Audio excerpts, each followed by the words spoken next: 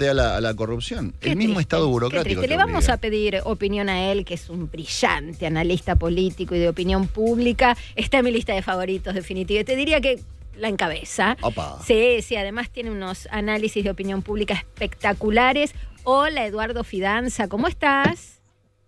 ¿Cómo te va, Marina? Gracias, pero los escucho muy mal. A ver si pueden mejorar. A ver. Hay que tirarle unos mangos A al ver.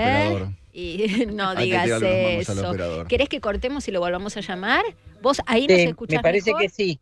¿Y A él ver, está ¿me saliendo vuelven por a llamar? WhatsApp o está por línea? Vamos a No, llamarlo por de nuevo. WhatsApp, porque Por se WhatsApp. cortaba. Sí, sí. Vuélvame a llamar. Vamos a Sí, lo llamarlo volvemos a llamar, nuevamente. lo volvemos a llamar. Bueno, la idea con él es hablar primero de la novedad política del fin de semana, que es el Consejo de Mayo. Consejo de Mayo. ¿Qué corno es ¿Qué van el a hacer? Consejo ¿Cómo de se van a Mayo? poner de acuerdo todos los gobernadores? No sé. Todos los senadores. ¿Qué va a haber? ¿Un representante por cada uno? Por ¿O cada ámbito. por cada uno o que sea, represente a todos pero, los gobernadores. Pero eso no tiene sentido, Imagínate Kicillof Kavak. charlando con Jaldo. Sí, pero que además, también, esto lo digo en serio, más Sí. allá de las diferencias políticas e ideológicas, Sí. las diferencias de intereses entre las provincias. Of ¿Qué tiene course, que my ver dear. Chubut con Claro. Jujuy? Jaldo con Torres. ¿Qué tienen Nada, en este momento para ponerse de nada, acuerdo? pero Cero, no, por Serapio. eso no entendí muy bien. Los sindicalistas, imagínate uno Claro. recontra enfrentado con el gobierno, con otro que dice, no, está bien. Sí, no. Ahora quién le vamos a pones? preguntar a él. Dale. Eduardo, ¿ahí nos escuchás?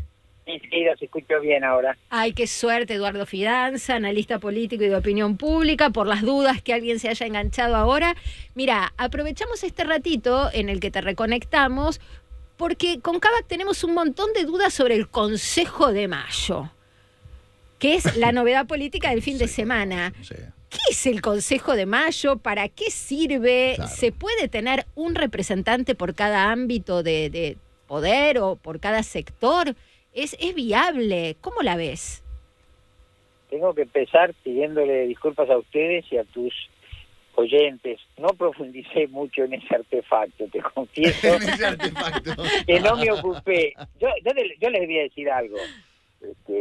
Debemos profundizar, pero me parece que tanto el Pacto de Mayo como ahora este Consejo son más bien dispositivos que tienen más que ver con la cuestión comunicacional. Está claro que el Pacto de Mayo, que ese sí lo habíamos conocido, habíamos leído los 10 puntos, etcétera, no cuajó, y creo que ese es el tema, ¿no? ¿Por qué el gobierno lanza un pacto con anticipación y ese pacto no prospera? ¿Qué quiere decir eso? ¿Qué significa?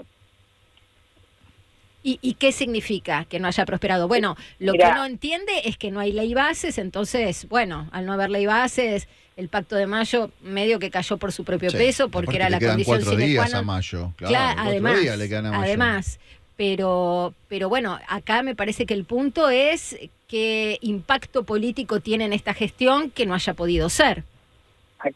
Aquí yo creo que hay que plantear algunas cuestiones. Por ejemplo, el rol de la oposición. Si nosotros vamos a los estudios de opinión pública y preguntamos quién es la oposición, la principal oposición, quién es el principal opositor, la respuesta es ninguno, nadie. No lo sabemos, no lo conocemos, etcétera. Ahora, esa es la imagen pública de la oposición, que es una imagen pésima, porque además la gente no solamente no reconoce a los opositores, sino que tiene mala opinión de ellos. Ahora, por otro lado, desde el punto de vista del funcionamiento institucional, la oposición está cumpliendo su rol, por más que sea una oposición dividida, que sea una oposición, en fin, ¿no es cierto?, que no cumple ciertos requisitos. ¿Qué ha hecho?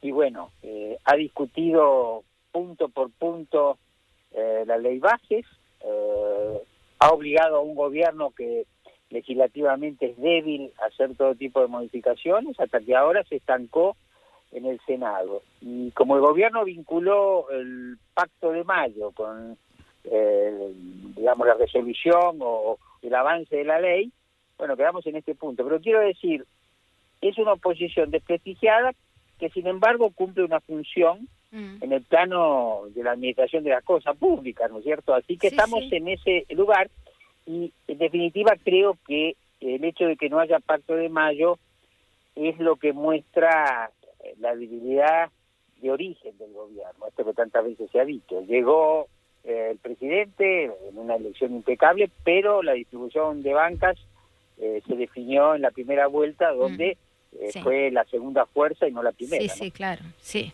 Sí, además un escenario de división en tercios. Y viste que este fin de semana se hizo mucho hincapié periodístico en esta idea de que es el primer presidente de la democracia que no logra una ley en los primeros 6 meses de gobierno. Primero te pregunto por la exactitud del dato y segundo por la implicancia en términos de gobernabilidad.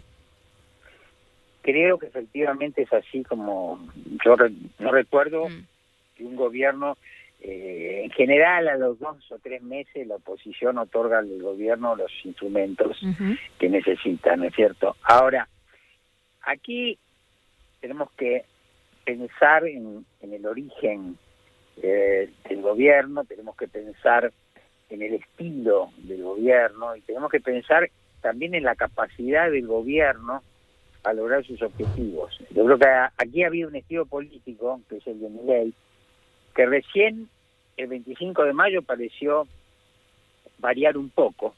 ¿Por qué? Porque dejó de ser agresivo, más bien se mostró conciliador, pero lo que uno debe decir es que desde el principio el presidente fue muy agresivo, agresividad, por acceso a Eduardo, sabes que te estoy perdiendo.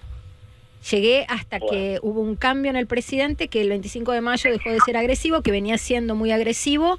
No sé si vos te moviste o no. No. Bueno, no. ahí sí. Bueno, no, decía que esta agresividad que Milei utilizó desde el principio, según a mí me consta por los testimonios a los que tengo acceso, también dificultó esos acuerdos. Claro. Porque llamarle ratas a los legisladores o hablar efectivamente y agresivamente no ayuda. Por otro lado, el gobierno tiene un problema de actitud técnica en sus funcionarios porque no tienen experiencia, más el hecho de que la delegación no está funcionando, en el sentido de que en las negociaciones nunca podía haber definiciones porque siempre había que hacer una nueva consulta. Entonces, bueno, todos estos datos fácticos creo que explican en buena medida las dificultades para obtener las leyes. Claro. ¿Y cómo le da en los estudios de opinión la imagen y la valoración de gestión a Milei? No, a Milei está yendo bien desde ese punto de vista. En la última encuesta nuestra de Poliarquía, la aprobación del gobierno se mantiene alta, en torno a 57%, y sobre todo, lo que nosotros observamos y otros colegas también, es una mejora de las expectativas y un muy claro indicador de cómo la gente está percibiendo que baja la inflación. Para darles una idea, en diciembre el 93% respondió que el último mes los precios habían aumentado mucho. De ese 93%, el último mes solo el 48% dijo que habían aumentado mucho. Entonces esos son éxitos importantes. Sí. Hay otros indicadores como la creencia de que el gobierno sabe cómo resolver los problemas pero necesita tiempo. Ese indicador está en torno al 60%. Bueno, esto, sin embargo, es una de la cuestión, que tiene que ver con las percepciones de la opinión pública, que son muy significativas porque esas percepciones en un determinado momento se convierten en conductas, que es el voto, pero después hay que ver si el gobierno esto lo puede sostener, y yo creo que la apuesta a bajar la inflación es correcta, porque el gobierno ya tiene otros factores a favor, ¿no es cierto?